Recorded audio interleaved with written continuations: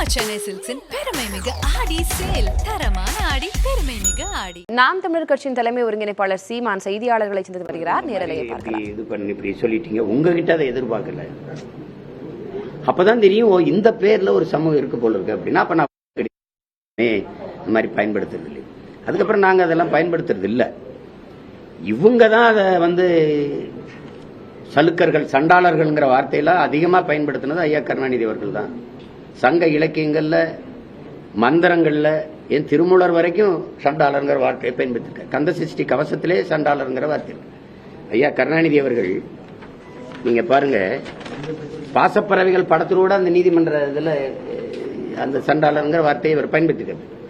இது அண்ணா நாமம் வாழ்க என்று கூறிக்கொண்டே அவருக்கு பட்டை நாமம் சாற்றுகிற சண்டாளத்தனத்தை தமிழகம் இனியும் பொறுத்து கொண்டிருக்காது. அவர் முதலமைச்சராக இருக்கும்போது சேதுசமுத்திர திட்டத்துக்கு எதிராக அதிமுக கருத்து சொன்ன போது பதிவு செஞ்ச வார்த்தை. திருப்பி அதெல்லாம் கொடுத்தது யார்? எந்த சண்டாளர்கள் கெடுத்தார்கள்? அதையெல்லாம் கெடுத்தது யார்? இந்த சேதுசமுத்திர திட்டத்தை அமைக்க விடாம அதையெல்லாம் கெடுத்தது யார்? எந்த சண்டாளர்கள் அதை கெடுத்தது? இது யார் ஐயா எழுதுனது? ஐயாவே எழுதுனது.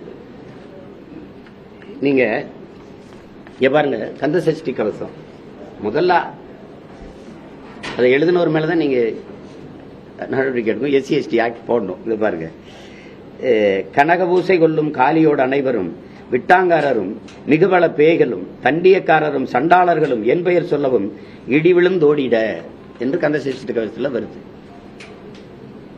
இது ஒரு அர்த்தமற்றது. திடீர்னு எங்க சாதி வந்துருச்சுன்ட்டு இவ்வளவு காலமா வலிக்கல. மேல் பாதியில கோயிலுக்குள்ள போக விடாம பூட்டை பூட்டிட்டு சாவி எடுத்துட்டு போகும்போது உங்களுக்கு வலிக்கல. நீ எசிதானமான்னு பக்கத்தில் இருக்க பெண்ணை கேட்கும்போது வலிக்கல. நாங்கெல்லாம் தாழ்த்தப்பட்டவர்களா, எங்களை வெளியே நிக்க வைக்கிறீங்கன்னு பெருமக்கள் பேசும்போதெல்லாம் உங்களுக்கு வலிக்கல. ஒரு நீதிபதி தாழ்த்தப்பட்டவன் நீதிபதி ஆனது அவன் தகுதியால வரல, இவங்க தான் அவங்கள நீதிபதி ஆக்குனாங்க என்று ஐஆர்எஸ் பாரதியெல்லாம் பேசுனது இருக்கு. நாங்க போட்ட பிச்சைன்னு இதுல யாரு கேட்டது? நீங்க உட்கார்ந்து இருக்க நாற்காலி எல்லாம் நாங்க போட்ட பிச்சைன்னு நீங்க யாரும் சொல்லலையே. திடீர்னு உங்களுக்கு இதயம் அப்படி காயப்பட்டுருது, புண்ணாய் போயிருது. சண்டாளர்னு நாங்க என்ன பண்ண? இருக்கிற பாட்டு கள்ளத்தனம் செய்யும் காதகன் கருணாநிதினு இருக்கிற பாட்டு நான் பாடல, என் தம்பி துரைமுருகனும் பாடல. அதை எழுதி வெளியிட்டது அதிமுக. அப்பெல்லாம் எங்க போய் படுத்துக்கிட்டு இருந்தீங்க? காதல பஞ்சு வச்சு கவுந்து படுத்துக்கிட்டு இருந்தீங்களா? எங்க போச்சு?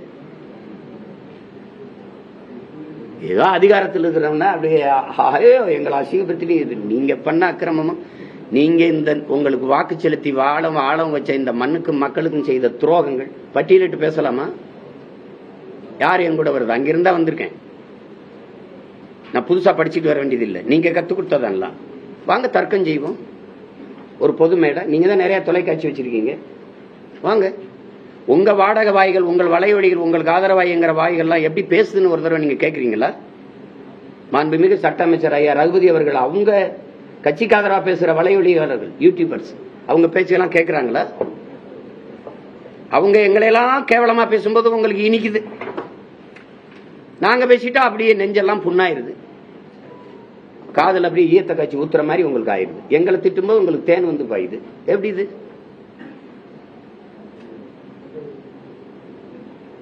கன்னியாகுமரியில பேசினாருங்க துறை, கன்னியாகுமரியில பேசினாரு. புதுசா ஒண்ணும் பேசல, அது நான் பேசினதுதான். நீங்க உங்களுக்கு ஒண்ணு சொல்றேன், முல்லை பெரியாற்று அணைக்கு கீழே பேபி அணைன்னு ஒண்ணு இருக்குது. அந்த அணையில தான் நீரை தேக்கி நம்ம எடுக்கணும். அதுல மரங்கள் அடர்த்தியா கொஞ்சம் இருக்கிறதுனால, கொஞ்சம் பெரிய மரங்கள் இருக்கிறதுனால நீரை அதிக அளவு தேக்க முடியல. அந்த மரத்தை வெட்டி கொஞ்சம் ஆழப்படுத்திட்டா அதிக அளவு நீரை தேக்கலாம்ங்கிறது இருக்கிற யதார்த்த நிலை. இந்த மரத்தை வெட்டிக்கிறவனு கேரள அரசு கிட்ட அனுமதி எத்தனை ஆண்டுகளா தமிழ்நாடு அரசு கேட்கும்னு நினைக்கிறீங்க?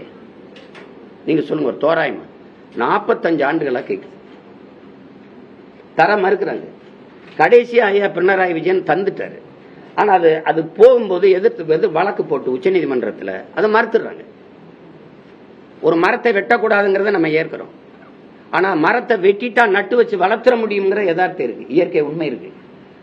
ஆனா வெட்டிட்டா வளர்க்கவே முடியாதுங்கிற, மரத்தை வெட்ட அனுமதிக்காத கேரளா, என்னுடைய மேற்கு தொடர்ச்சி மலையில கன்னியாகுமரியில் மலையை வெட்டி அப்படியே 80 லட்சம் டன் அதானியுடைய விளிங்க துறைமுகத்துக்கு எடுத்துட்டு போகுது. 80 லட்சம் டன் அவங்க சொன்னது, அவ்வளவுதான் எடுக்குமா? சொல்லுங்க.